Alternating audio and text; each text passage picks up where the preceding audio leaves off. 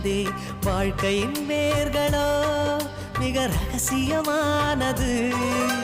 ரகசியம் காண்பதே நம் அவசியமானது. தேடல் உள்ள உயிர்களுக்கே தினமும் பசி இருக்கும்.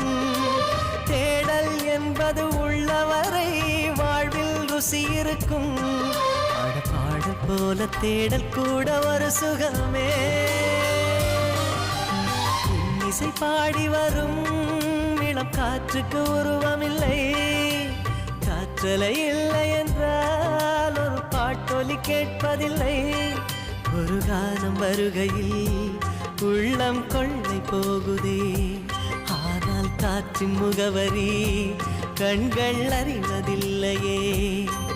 இந்த வாழ்க்கையே ஒரு தேடல் தான்.